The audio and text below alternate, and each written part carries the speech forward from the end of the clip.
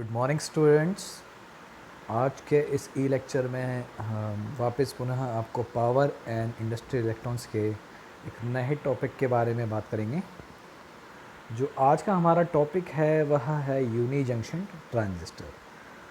इसकी हम वर्किंग देखेंगे, कैरेक्टरिस्टिक देखेंगे एवं इसकी क्या एप्लीकेशंस होती है उसके बारे में चर्चा करेंगे।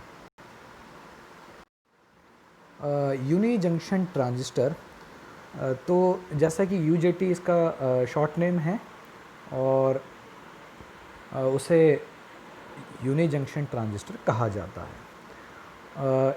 UJT is a 2 layer 3 terminal and solid state switching device, यानी कि यह एक 2 लेयर का 3 टर्मिनल का सॉलिड स्टेट स्विचिंग डिवाइस है।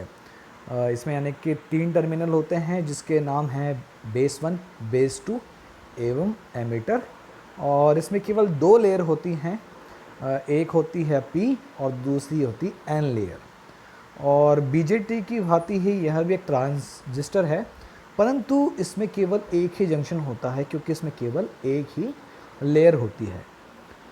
यूजेटी एक करंट कंट्रोल डिवाइस है और इसमें डायोड की भांति, यह एक प्रकार से डायोड की भांति ही दिखता है, परंतु डायोड एवं यूजेटी में क्या अंतर है कि डायोड में केवल 2 टर्मिनल होते हैं परंतु यूजेटी में 3 टर्मिनल होते हैं।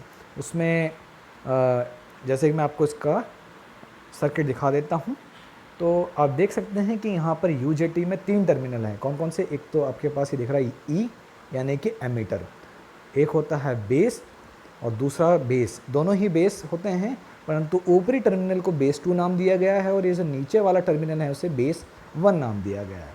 इसका जो सिंबल है कुछ इस प्रकार से दिखाई देता है। यहाँ देख सकते हैं कि यह इसका कंस्ट्रक्शन डायग्राम है।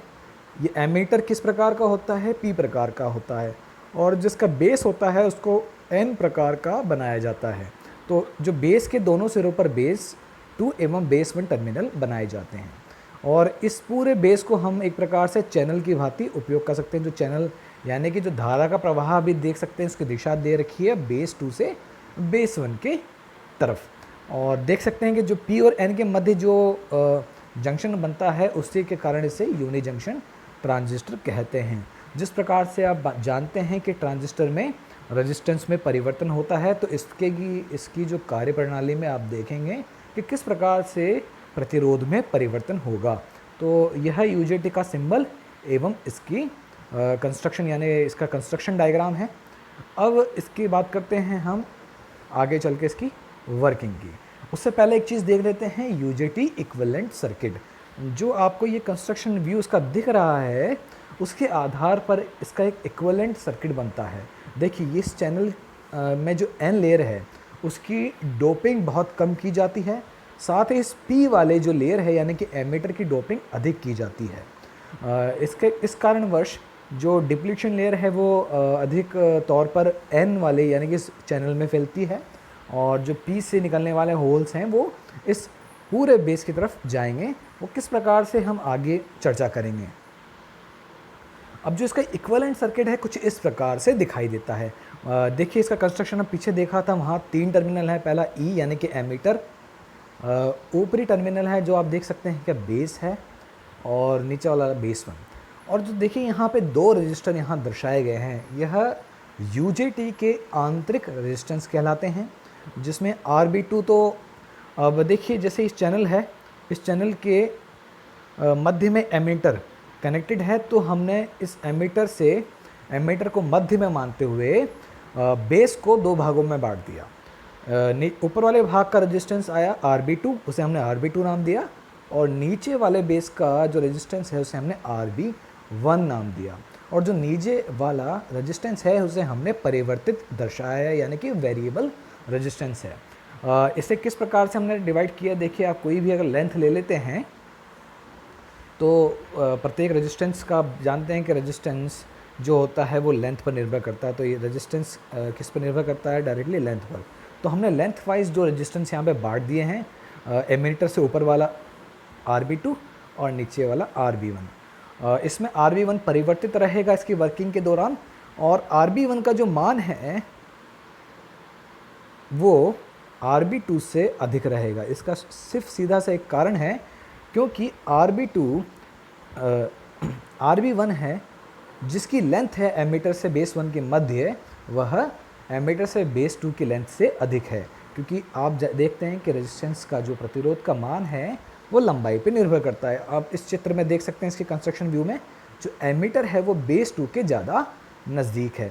इस वजह से बेस 2 से एमीटर की जो लेंथ है, अगर मैं आप देखिए यहाँ से एक रेखा खींचता हूँ, मध्य रेखा, जिसके आधार पे हमने दो रेजिस्टेंस दिए हैं RB2 एवं RB1, तो आप देखेंगे जो ये वाली लेंथ है, ये बेस 2 से एमीटर की, यह इस नीचे वाली लेंथ की अपेक्षा कम है। तो RB1 का मान इनिशियली यानी कि प्रारंभ में RB2 से अधिक है। तो इस प्रकार के दो यह क्या हो गए हमारे पास आंतरिक प्रतिरोध हो गए। अब ये एक चीज़ आप देख सकते हैं यहाँ पर कि जो यहाँ पे एक डायोड दर्शाया गया है, इस डायोड को समझना काफ़ी सरल है। देखिए जैसे कि देख सकते हैं यहाँ पर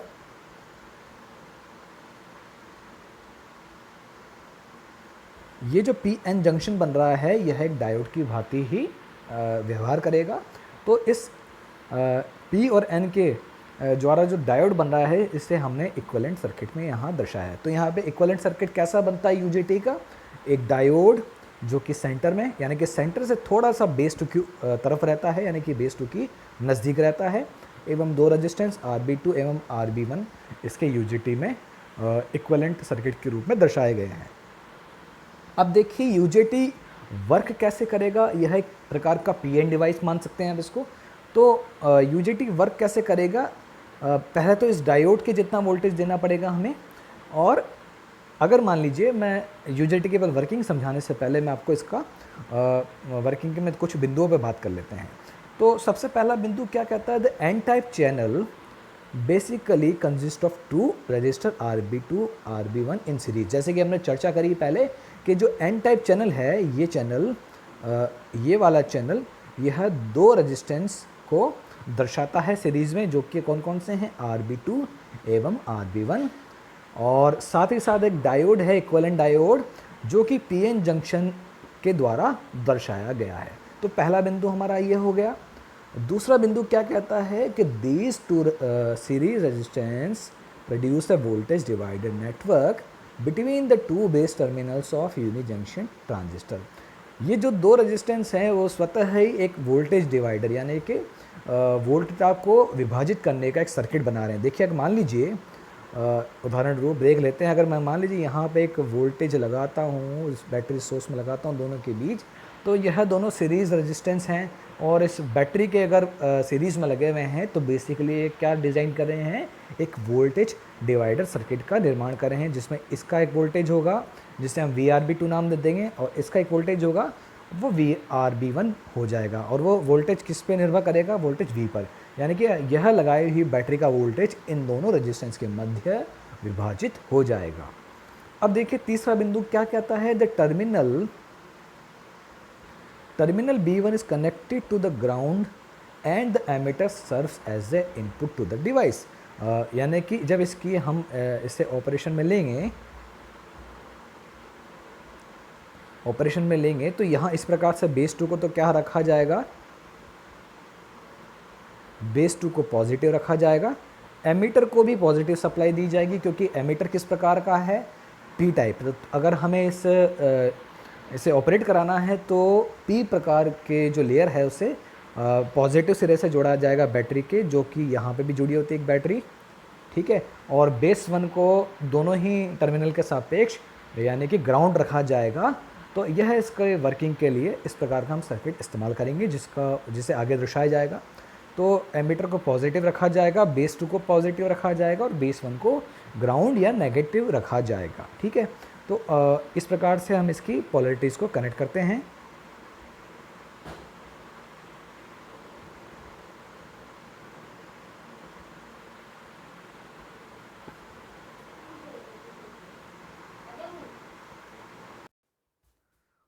तो अब इसकी वर्किंग के हमने जो बिंदु देख लिए हैं कि बेस 2 को पॉजिटिव बेस यानी कि पॉजिटिव वाइस रखा जाएगा रिलेटिव टू B1, और साथ ही साथ एमीटर को भी पॉजिटिव रखा जाएगा बेस 1 के सापेक्ष।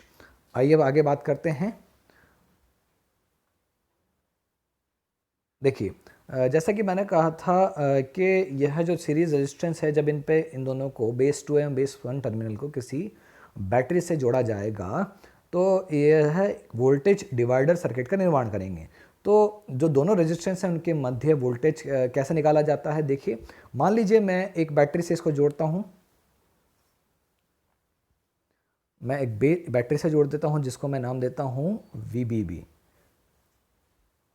ठीक है, तो इसके द्वारा जो पहले हम धारा का प्रवाह ज्ञात करेंगे, उससे हम करंट निकाल लेंगे, और करंट निकालने के पश्चात अगर हम RB1 से गुणा करेंगे तो RB1 के अक्रॉस हमें वोल्टेज मिल जाएगा। आप इसको आसानी से निकाल सकते हैं, और इसको निकालने के बाद जो हमारे पास वोल्टेज आएगा वो क्या आएगा, बेस 1 के सापेक्ष VRB1 बराबर RB1 बटा RB1 plus RB2 into VBB। तो यह वोल्टेज आएगा हमारा रेजिस्टेंस RB1 के अक्रॉस। ये निकाला जा सकता है केवीएल परिपथ के द्वारा। उस सर्किट में आप केवीएल परिपथ लगा सकते हैं, और इससे आप डायरेक्टली भी कर सकते हैं क्योंकि एक वोल्टेज डिवाइडर के द्वारा इसे किया जा सकता है। तो यह रेजिस्टेंस, यह इस वोल्टेज का मान होगा रेजिस्टेंस के अक्रॉस, और इस रेजिस्टेंस के अनुपात यानी कि RB1 बटा total resistance RB1 plus RB2 के अनुपात को हम क्या कहते हैं, इसे इंटरिंसिक स्टैंड ऑफ रेशो कहा जाता है, जिसे ग्रीक सिंबल में नीटा से दर्शाया जाता है। नीटा से इसको, यानी कि इस चीज़ को हम किससे दर्शाएंगे, नीटा से। तो नीटा अगर मान लो मैं इसको शॉर्ट फॉर्म में लिखता हूँ तो कैसे लिखूँगा, VRB1 is equals to eta into VBB, यानी कि VBB क्या है, बेस 1 एंड बेस 2 के मध्य लगाई हुई बैटरी, और नीटा क्या है, इंट्रिंसिक स्टैंड ऑफ रेशो, जिसका मान क्या होगा RB1 बटे RB1 प्लस RB2। तो यह क्या निकलता है, बेस 1 रेजिस्टेंस के मध्य, RB1 रेजिस्टेंस के मध्य या उसके अक्रॉस वोल्टेज का मान निकलता है। अब आप देख सकते हैं यहाँ पर, अगर मान लीजिए मैं इसको अब सर्किट में इस्तेमाल करता हूँ। देखिए ये इसका वर्किंग सर्किट है जो मैंने आपको दर्शाया इस स्लाइड के माध्यम से। यहाँ पे बैटरी लगा रखी है हमारे पास VBB बैटरी है, यहाँ पे आप देख सकते हैं कि VBB बैटरी है, और यहाँ पे एक और हमने इधर भी हमने एमीटर और बेस 1 के मध्य भी एक बैटरी लगाई है, साथ ही साथ एक रेजिस्टेंस लगाया है, एमीटर रेजिस्टेंस। अब मैं आपको इसकी वर्किंग देखिए कैसे है। UJT को ऑन करने के लिए इस प्रकार से सर्किट बनाया जाता है। बेस 2 को पॉजिटिव सिरे से जोड़ा जाता है और बेस 1 को नेगेटिव सिरे से, और जो एमीटर है उसे पॉजिटिव सिरे से और बेस 1 को नेगेटिव, और साथ ही साथ एक रेजिस्टेंस का उपयोग किया हमने यहाँ पे RE, यानी कि एमीटर रेजिस्टेंस का जो वेरिएबल है। इसका उपयोग किस लिए करते हैं, यह करंट को लिमिट करता है, इस सर्किट में इस करंट को लिमिट करेगा, तो ये लिमिटिंग रेजिस्टेंस के नाम से जाना जाएगा। अब आपने पहले वाली स्लाइड में देखा होता कि इसके अंदर दो रेजिस्टेंस थे, कौन कौन से, RB2 एवं RB1, जिसमें RB1 का हमने वोल्टेज निकाला था, वो इस वोल्टेज यानी कि इस बैटरी के माध्यम से निकाला था। तो अब यह सर्किट ऑन कब होगा, इसकी बात करते हैं। यह सर्किट कब ऑन होगा, जब इसे दो वोल्टेज, कौन कौन से दो वोल्टेज इक्विवेलेंट सर्किट में देख लेते हैं।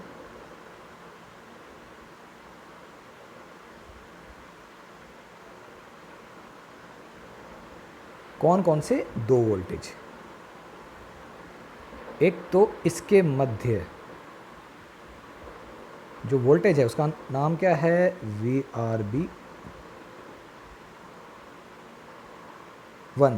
अगर आप देखेंगे यहाँ पे ढंग से तो ये जो पूरा सर्किट आप देख सकते हैं, बेस 2 से इसकी वर्किंग प्रभावित नहीं होगी, परंतु इसकी वर्किंग यानी इसको ऑन करने के लिए दो वोल्टेज का योग देखा जाता है। सबसे पहले तो ये VRB1, और दूसरा कौन सा है, इस डायोड के मध्य वोल्टेज, उसको हम नाम दे देते हैं VD। उसका मान आप जानते हैं क्या होगा, अगर ये जो डिवाइस है UJT बनी होती है सिलिकॉन से, तो इस VD का मान कितना होगा, VD का मान होगा 0.7 वोल्ट।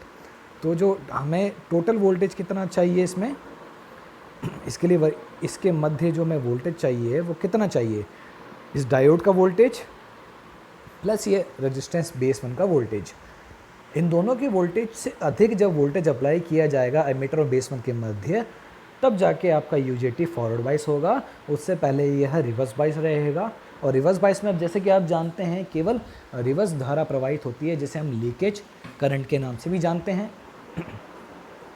तो इसकी वर्किंग इस प्रकार से निर्भर करती है। अब देखते हैं इसकी वर्किंग इस पैरामीटर्स के द्वारा, ठीक है। अब जैसे इस लाइन के द्वारा समझ सकते हैं, देखिए आप क्या है, if a small positive input voltage which is less than the voltage developed across resistance RB1 is now applied to emitter input terminal, the diode PN junction is reverse bias। जैसा कि मैंने अभी वर्णन किया, अगर मान लीजिए इस पर एक छोटा सा इनपुट स्मॉल यानी कि छोटा सा मतलब स्मॉल मात्रा में या कम मात्रा में पॉजिटिव इनपुट वोल्टेज लगाया जाता है, परंतु उसका मान RB1 के अक्रॉस वोल्टेज से कम है, तो यह जो एमिटर यानी कि यूजेटी क्या रहेगा आपका क्या रहेगा, वो रिवर्स बाइस रहेगा। यानी कि ये जो डायोड है पीएन जंक्शन डायोड एमिटर यानी कि पी टाइप एवं बेस के द्वारा बन रहा है, वह रिवर्स बाइस रहेगा और ये डिवाइस ऑफ अवस्था में रहेगी, रिवर्स बाइस रहेगी एवं इसमें केवल न्यूनतम धारा प्रवाहित होगी, जिसे हम रिवर्स करंट भी बोल सकते हैं। अगर एमिटर इनपुट वोल्टेज का मान बढ़ाया जाता है और वह किससे ज़्यादा हो, VRB1 प्लस यहाँ पे देखिए VRB1 प्लस 0.7 वोल्ट, यानी कि जो 0.7 वोल्ट है वो पीएन जंक्शन डायोड का उससे अधिक निकल जाता है। यानी कि जो हमने पहले चर्चा करी थी कि इस वोल्टेज से अधिक निकल जाता है, किससे, इस वोल्टेज यानी कि इस वोल्टेज से अधिक निकल जाता है। उस वोल्टेज का मान मैं आपको वापस लिख देता हूँ। जो वोल्टेज हमें ऑन कराने के लिए आवश्यक है वह कौन सा है,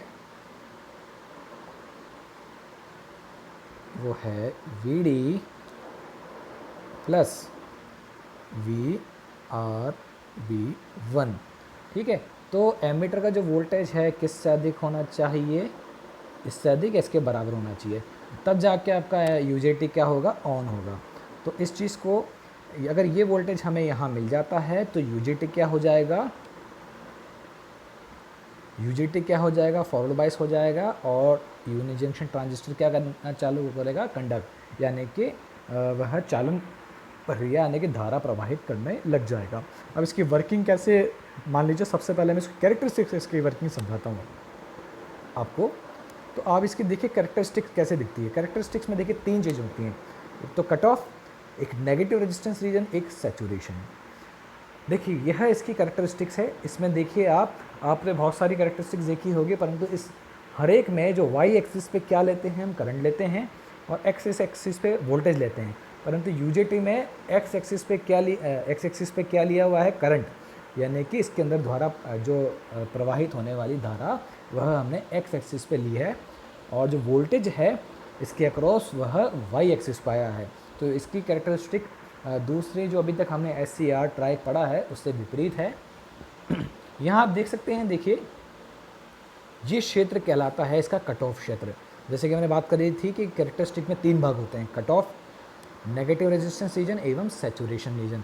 तो कट ऑफ रीजन कौन सा है इसमें से, कट ऑफ रीजन ये है, जब आप यूजेटी पे अप्लाइड वोल्टेज का मान जो इससे रिक्वायर्ड वोल्टेज है ऑन करने के उससे कम रखते हैं, तो यूजेटी किस क्षेत्र में रहेगा, कट ऑफ यानी कि रिवर्स बाइस रहेगा, जिससे आप देख सकते हैं, देखिए ये कट ऑफ क्षेत्र है। अब आप यहाँ देखिए इस पॉइंट को लेके चलते हैं, ये पॉइंट क्या कहलाता है, VP। ये VP वही पॉइंट है जो मैंने अभी चर्चा की थोड़ी देर पहले।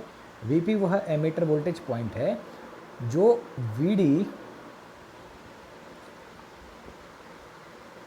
सॉरी माफ़ कीजिए, VP वो पॉइंट नहीं है, ये पॉइंट हम बात कर रहे हैं यहाँ पे। ये जो पॉइंट है, ये वाला पॉइंट जहाँ पे फॉरवर्ड बाइस हुआ, ये वाला पॉइंट, ये आपका क्या है, वह वोल्टेज है जिस पे यूजेटी फॉरवर्ड बाइस है। इसकी चर्चा हमने करी थी कि वह किसके बराबर होगा, VD प्लस RB1, यानी कि VD plus Neeta of VVB के बराबर होगा। जब इतना वोल्टेज आप यूजेटी को दे देंगे तो वह फॉरवर्ड बाइस होगा। तो इस क्षेत्र से आपका यूजेटी क्या होता है, फॉरवर्ड बाइस होना चालू करता है।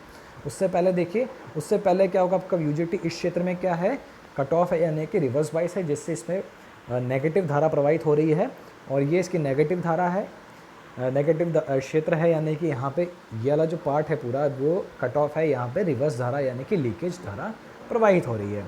जैसे ही आप किस पॉइंट में पहुँचेंगे, यहाँ पर इस पॉइंट पे पहुँचेंगे, तो आपका यूजीटी क्या हो जाएगा, फॉरवर्ड बायस होगा एवं उसमें फॉरवर्ड धारा प्रवाहित होने लगेगी।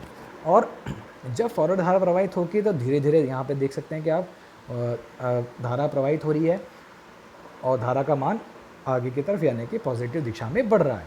अब एक पॉइंट आता है कि उसे जब क्या होगा, वोल्टेज भी आप साथ के साथ बढ़ा रहे हैं एमीटर क्षेत्र पर।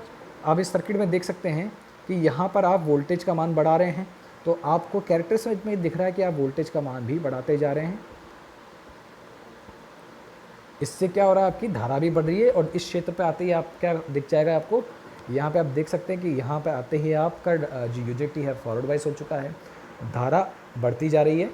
परंतु एक पॉइंट आता है पीक पॉइंट, यानी कि जब वोल्टेज का मान इतना बढ़ जाता है उससे क्या होगा, फिर अब क्या होगा, ये कर्व नीचे की तरफ जाना प्रारंभ करता है। ऐसा क्यों है इसके बारे में भी आपको बताता हूँ। तो इस क्षेत्र को क्या कहेंगे, नेगेटिव रेजिस्टेंस रीजन। इस क्षेत्र में जो रेजिस्टेंस है वो नेगेटिव रहेगा, यानी कि रेजिस्टेंस का मान कम होगा। इस वजह से यह जो कर्व है वो नीचे की तरफ डिक्रीज़ हुआ है, यानी कि वोल्टेज भी डिक्रीज़ हुआ है। तो इस क्षेत्र को हम क्या कहेंगे, नेगेटिव रेजिस्टेंस रीजन।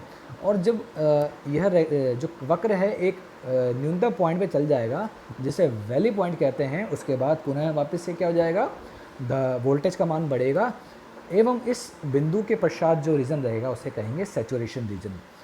अब बात करते हैं कि ऐसा हुआ क्यों, क्योंकि आपने देखा कि यहाँ पर तो आपका क्या था, कट ऑफ यानी कि रिवर्स बाइस, उसके बाद वोल्टेज बढ़ा रहे हैं तो वोल्टेज भी आपको इस कैरेक्टरिस्टिक्स में यानी इस वक्र के द्वारा दिख रहा है। परंतु एक वोल्टेज के पश्चात वोल्टेज डिक्रीज़ हो रहा है, यानी कि जो अप्लाइड वोल्टेज की डिमांड है वह कम हो रही है, जिससे अगर हम इस प्रत्येक बिंदु पे अगर कोई रेजिस्टेंस का मान निकालेंगे तो उसका मान नेगेटिव ही आएगा। क्योंकि जब वोल्टेज की रिक्वायरमेंट कम है तो जब वोल्टेज डिवाइडेड बाय रेजिस्टेंस करेंगे इस कैरेक्टरिस्टिक के द्वारा तो आपको क्या मिलेगा, नेगेटिव रेजिस्टेंस मिलेगा। इस वजह से ये वक्र डिक्रीजिंग मोड यानी कि घटते हुए मोड में दिख रहा है।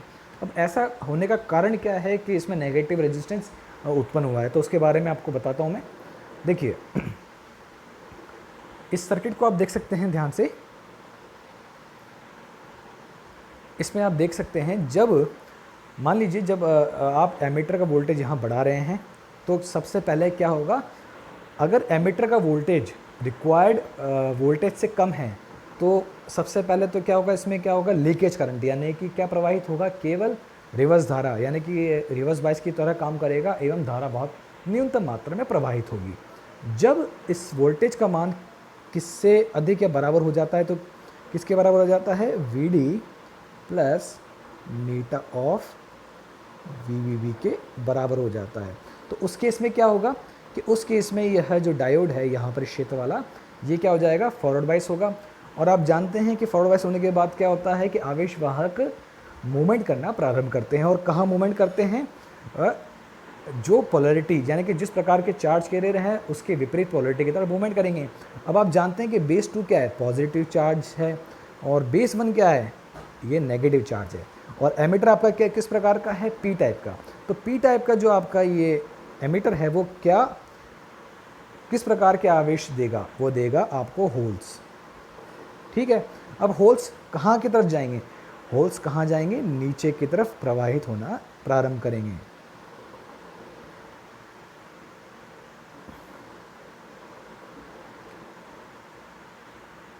ये जो होल्स यहाँ से निकलेंगे इस जगह से, होल्स वो कहाँ जाएंगे, नीचे की तरफ यानी बेस 1 की तरफ जाएंगे, क्योंकि बेस 1 नेगेटिव है, पॉजिटिव चार्ज की एरिया हमेशा नेगेटिव सिरे की तरफ प्रवाहित होते हैं। तो ये जो जैसे जैसे एमीटर के इस एमीटर और बेस के मध्य वोल्टेज बढ़ता जाएगा तो ज़्यादा मात्रा में होल्स कहाँ जाएंगे, बेस 1 की तरफ। कारण क्यों, कि बेस 2 तो आपका पॉजिटिव है तो वह पॉजिटिव होल्स को नीचे की तरफ धकेलेगा, यानी कि इस क्षेत्र में क्या होगा, होल्स की संख्या बढ़ने लग जाएगी। अब होल्स की संख्या बढ़ने की वजह से एक कारण होल की संख्या यहाँ पर बढ़ती जाएगी। इस वजह से क्या होगा, करंट का मान भी क्या होगा, बढ़ता जाएगा। जो चैनल करंट का मान क्या होगा, आप देख सकते हैं कि चैनल करंट यानी कि वो बढ़ता जाएगा। अब जो आपने देखा था वहाँ पर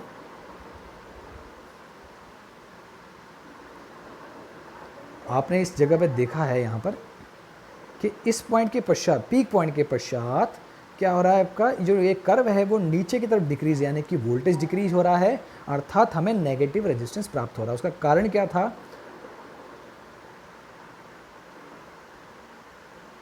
जब यहाँ पे पर्याप्त मात्रा में होल्स, यानी कि बहुत अधिक मात्रा में होल्स यानी कि आवेश वाहक एकत्रित हो जाएंगे तो इस क्षेत्र की कंडक्टिविटी बढ़ जाएगी। आप जैसा कि जानते हैं,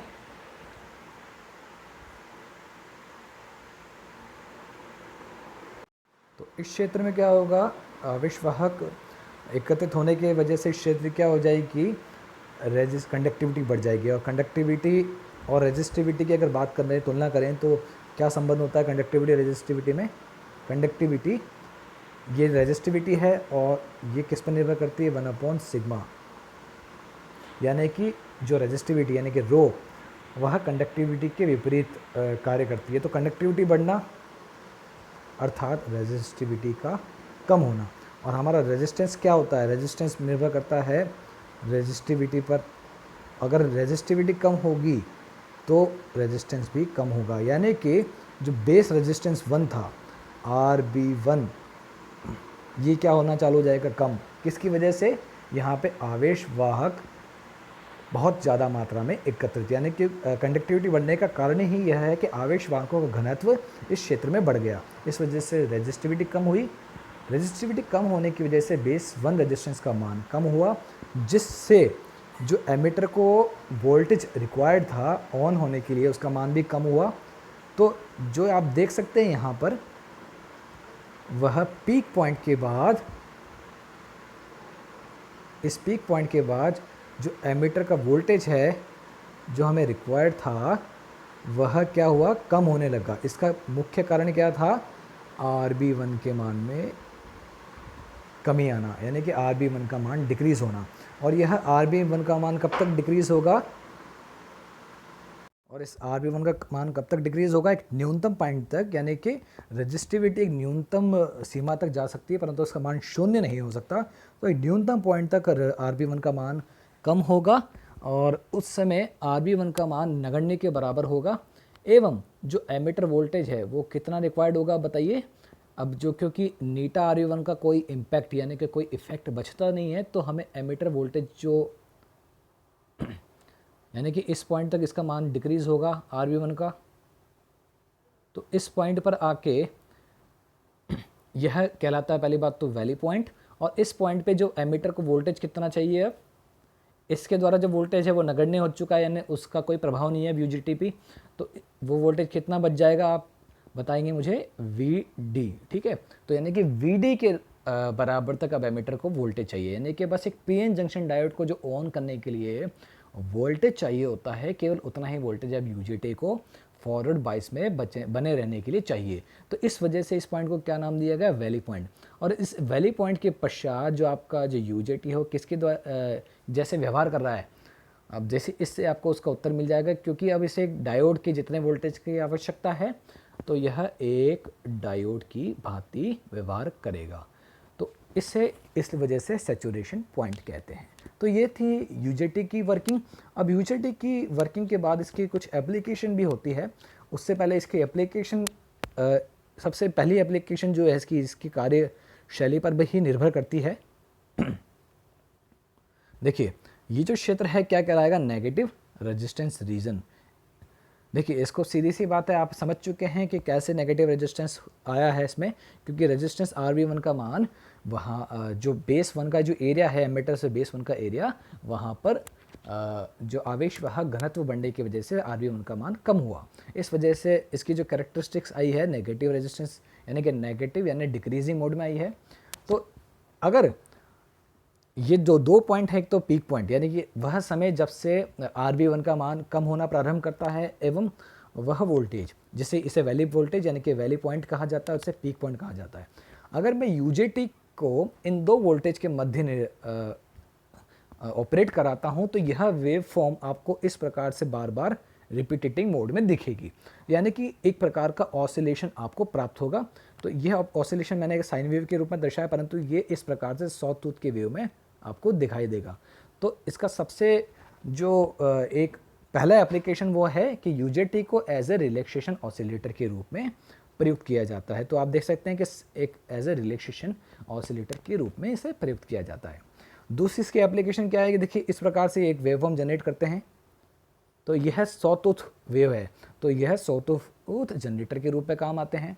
और साथ ही ये फेस कंट्रोल, यानी कि जब हम आगे चल के 305 यानी कि पावर इलेक्ट्रॉनिक्स में पढ़ेंगे फेज रेक्टिफायर के बारे में, तो वहाँ पर यूजेटी का उपयोग फेस कंट्रोल के रूप में किया जाता है।